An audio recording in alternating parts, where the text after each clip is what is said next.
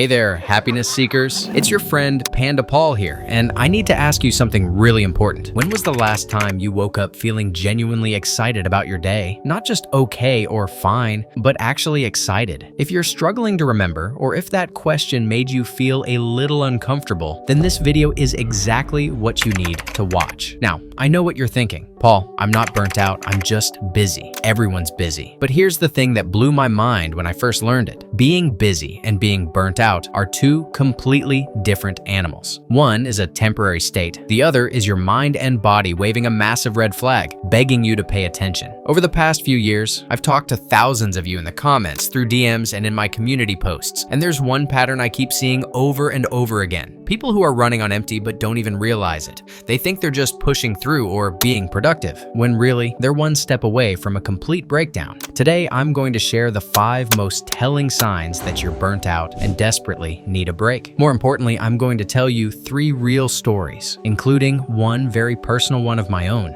that will help you recognize these signs in your own life. Because sometimes we need to see ourselves in someone else's story to finally understand what's happening to us. So grab your favorite drink, get comfortable, and let's dive into something that could literally change your life. Number 1, your body is screaming at you. The first sign is probably the most obvious, yet the most ignored. Your body is literally screaming at you to stop. We're not talking about normal tiredness after a long day. We're talking about bone-deep exhaustion that sleep doesn't fix, mysterious headaches that seem to come from nowhere, and that weird feeling where you're tired but also somehow wired at the same time. Let me tell you about my friend Sarah. Sarah is a 34-year-old marketing director who prided herself on being the reliable one at work. She was always the first one in, last one out, and she never said no to a project. For months, she kept getting these weird stomach issues. Nothing serious enough to go to the doctor, but persistent enough to be annoying. She'd wake up with headaches, her shoulders were constantly tense, and she was getting sick way more often than usual. But here's the kicker. Sarah kept pushing through because she thought these were just normal adulting problems. It wasn't until she literally fell asleep during a client presentation that she realized something was seriously wrong. Her body had been trying to tell her for months that she needed a break, but she kept ignoring the signals. The research backs this up too. A study published in the Journal of Applied Psychology found that chronic workplace stress literally changes our physiology. Dr. Christina Maslach's research on burnout shows that when we're chronically stressed, our cortisol levels remain elevated for extended periods, which suppresses our immune system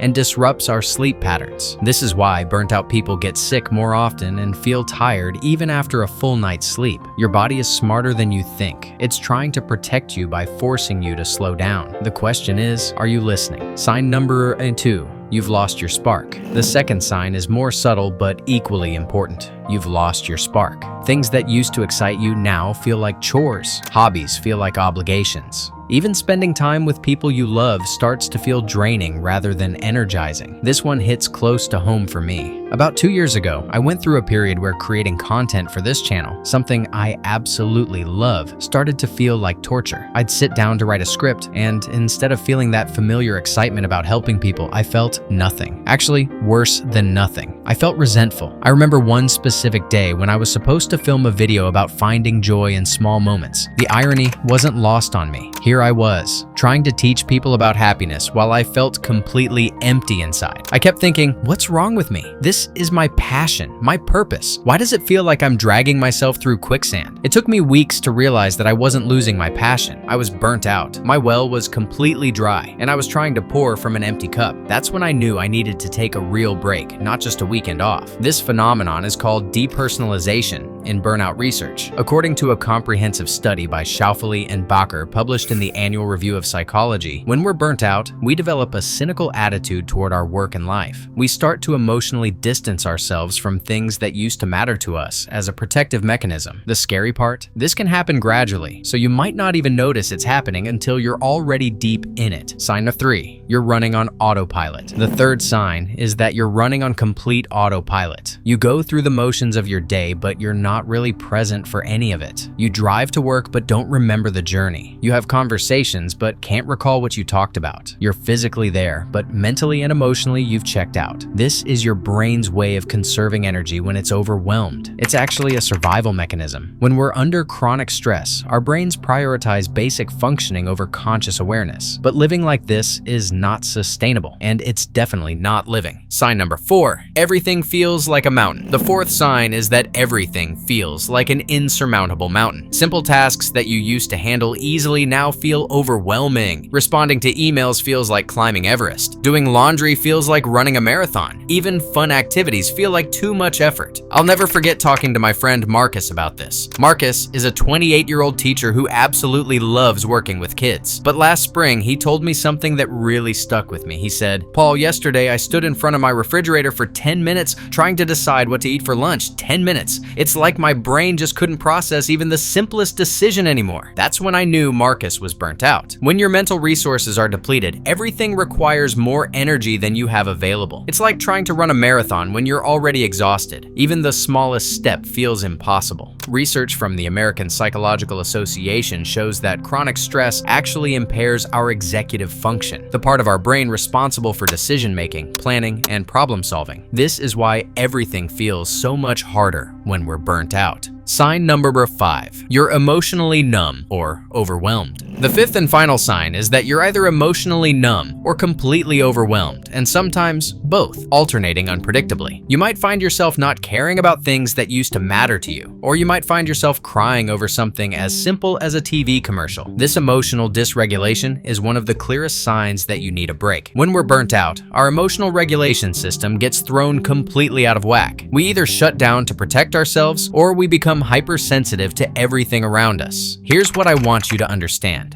Recognizing these signs isn't about being weak or admitting defeat. It's about being smart enough to listen to what your mind and body are telling you. It's about understanding that taking a break isn't giving up. It's giving yourself the chance to come back stronger. The most productive, successful, and happy people I know are the ones who've learned to recognize these signs early and take action before they reach a breaking point. They understand that rest isn't earned, it's required. So here's what I want you to do right now. I want you to pause this video and honestly assess yourself. How many of these signs resonated with you? And more importantly, what are you going to do about it? If you recognized yourself in any of these stories, please don't wait until you hit rock bottom. Start small. Maybe it's taking a real lunch break instead of eating at your desk. Maybe it's saying no to one commitment this week. Maybe it's going to bed an hour earlier tonight. Remember, taking care of yourself isn't selfish. It's essential. You can't pour from an empty cup, and you can't be there for the people you love if you're running on fumes. I want to hear from you in the comments which of these signs hit home for you, and what's one small step you're going to take this week to start taking better care of yourself. Your future self will thank you for it. If this video helped you, please give it a thumbs up and share it with someone who might need to hear this message. And don't forget to hit that subscribe button and ring the notification bell, because we're building a community of people